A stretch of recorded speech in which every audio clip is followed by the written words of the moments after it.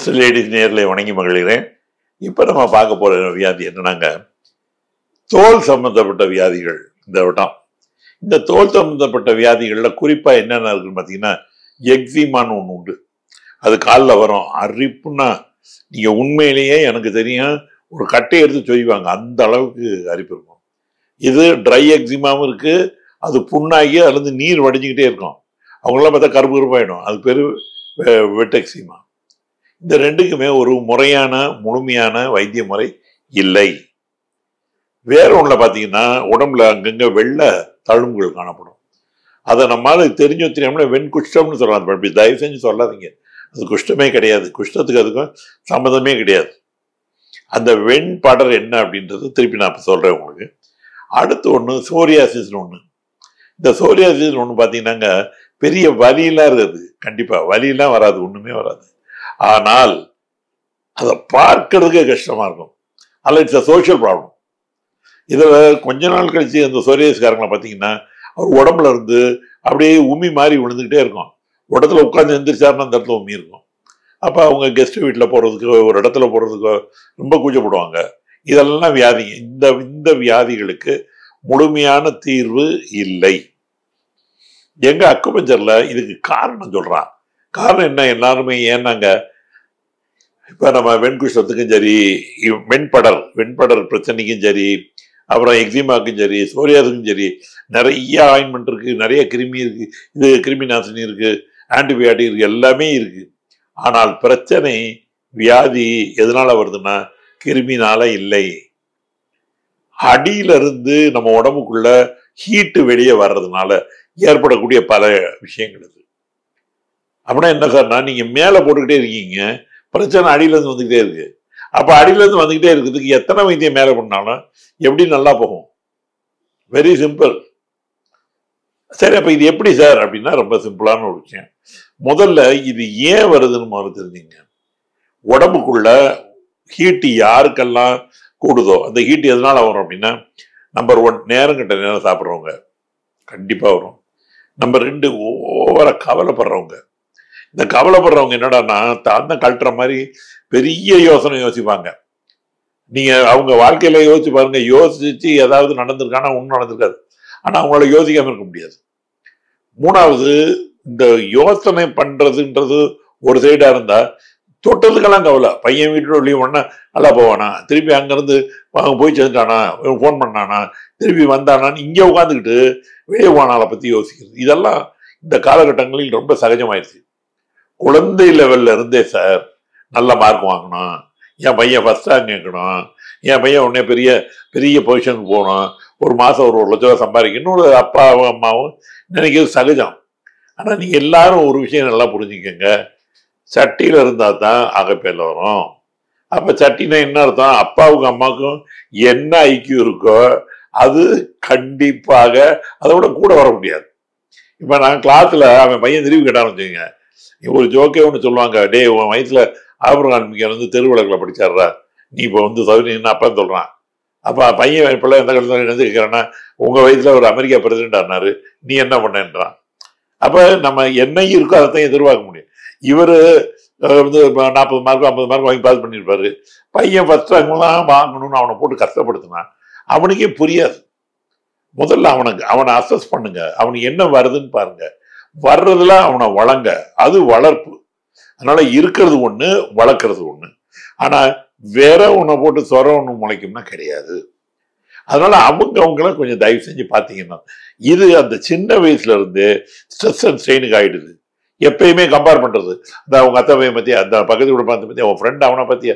அப்ப அந்த பையனுக்கு ஒரு தாழ்வு மனப்பான்மை வந்துட்டே இருக்கும், நம்ம எல்லாரோட கம்மி அப்படின்னு. அப்ப அவனுடைய உடம்புக்குள்ள அந்த ஹீட்டு கூடி கூடி கூடி கூடி ஒரு ஸ்டேஜ்ல அளவுக்கு அதிகமா கூடிச்சுன்னு வச்சுக்கோங்க, அந்த ஹீட் அப்படியே நேரம் எங்க போயிடும்? ரத்தத்துக்கு போயிடும். இதுக்கு பேர் தான் ஹீட் இன் த பிளட். சரி, இந்த ரத்தத்துல போறதுனால என்ன சார் ஆகுது அப்படின்னா, நீங்க எல்லாருமே இங்க நாக்க வச்சு இந்த உங்களுடைய தோலை லேசா டச் பண்ணி பாருங்க, சொரங்கும்.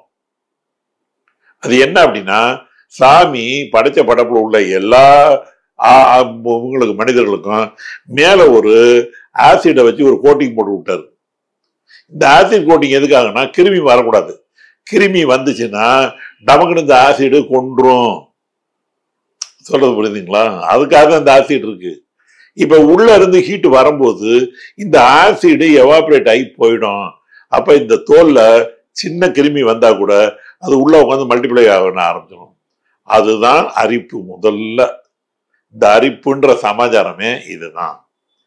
அப்ப இந்த அரிப்பு கொஞ்சம் நாளாக நாளாக நாளாக எப்படி ஒரு தோசை விடும்போது நம்ம ஈக்குவலா மாவை தடவிட்டு நம்ம சூட வைக்க கீழே இருந்து அடுப்பு பற்ற வைக்கிறோமோ, இப்ப மேல ஓட்டை விழுது இல்லை, டப்பு டப்பு டப்புன்னு தோசையில் அந்த ஓட்டை தாங்க தோல்ல உள்ள பிரச்சனை. அப்ப இது எந்தெந்த இடங்கள்லாம் மூமெண்ட் இருக்கோ, ஏன்னா மூமெண்ட் இருக்கிற இடங்கள் எல்லாத்துலயுமே ஹீட்டு வரும். அப்ப அந்தந்த இடங்கள்ல இது ஈஸியா வெளியே வரும். ஏன் காலில் வருது? காலில் ரத்த குழாய் ரத்தம் கீழே போயிட்டு மேலே வராம தாங்கி நிற்கும். அப்ப அந்த இடத்துல ஹீட்டு ஜாஸ்தி ஆகுறதுனாலதான் பொதுவாக காலில் பார்த்தீங்கன்னா எக்ஸிமா வரும். இந்த வெள்ளை படர் சொல்றோம் பாருங்க, அது எல்லாருக்கும் பாருங்க ஃபிங்கர் டிப்பு, இந்த உதடு, கண் பட்டை, ஏன்னா 24 ஆடிக்கிட்டே இருக்கும், பேசிக்கிட்டே இருப்போம், நம்ம கையில வேலை பார்த்துட்டே இருப்போம். அப்ப இதெல்லாம் ஹீட்டு கூடும், எப்பயுமே ஹீட்டு கூட இருக்கும். ஒரு ஆள் தொட்டிங்கன்னா ஹீட் தெரியும். அப்ப அந்த ஹீட் ஏற்கனவே இருக்கும்போது அந்தந்த இடங்கள்ல அந்த மெலனின் அப்படின்ற செல்லு போயிடுறது. இதுதாங்க வெள்ளை. இது இப்படி ஒவ்வொன்றுக்கு எங்க அக்குபஞ்சர் வைத்திய முறையில இதுக்கு முழுமையான ட்ரீட்மெண்ட் இருக்கு. எப்படின்னா, உள்ள ஹீட்டை நான் எடுக்கணும், இந்த ஹீட்டு ப்ரொடியூஸ் ஆகாம இருக்கணும். அப்படி எடுத்ததுக்கு அப்புறம் இந்த தோலுக்கு நான் தெம்பு உண்டாக்கணும். ஏன்னா தோல் சம்பந்தப்பட்ட எந்த இதுக்கும் லங் மெரிடியன் ஒரு ஓடுபாதை இருக்கு. அதை நான் தூண்டினேன்னா ஆட்டோமேட்டிக்கா அவங்க தோல்ல எஃபெக்ட் வந்தே ஆகும். இப்ப நான் ஒன்னொன்னா சொல்றேன், நல்லா கேட்டுக்கங்க. வெண்படன் சொல்றேன். இந்த வெண்படன்ல என்ன ஆகுதுன்னு சொல்லியிருக்கேன். இந்த தோல்ல எந்த இடங்கள்ல ஹீட் இருக்கோ அந்த இடத்துல ரத்தத்துள்ள ஹீட் உள்ள போய் அந்த மேல உள்ள கலர் மெனோசைட். இந்த மெனோசைட்ன்றது மெல்னோசைட். அந்த மெல்னோசைட் எந்த இடத்துலலாம் மெல்னோசைட் செல்லு போகுதோ அந்த இடத்துல வெள்ளை கலர் ஆயிடும். அப்ப அந்த மெல்னோசைட்டை எரிச்சிட்டீங்க நீங்க.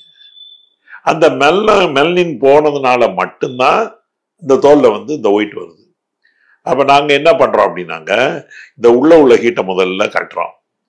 அதுக்கப்புறம் இந்த ஹீட்டை ப்ரொடியூஸ் ஆகுது உடம்புல, அதை மாத்துறதுக்கு எங்கட வைத்தியம் இருக்கு. அதை ரெண்டும் பண்ணிட்டு இந்த லங் ஓடுபாதையை நான் தூண்டினேன்னா புது செல்லு வளர்ந்துரும். இது வளரும்போது எப்படி வளரும் தெரியுமாங்க? ஒரு பேட்ச் இருக்கு ஒயிட்டா, அதுல இந்த முடிக்கால் இருக்கு பாருங்க, அந்த இடத்துல முதல்ல கரும்புள்ளி வரும். அப்புறம் கொஞ்சம் கொஞ்சமா அந்த புள்ளி பெருசாகி பக்கத்துல உள்ள சேர்ந்து நார்மல் ஸ்கின் ஆயிடும்.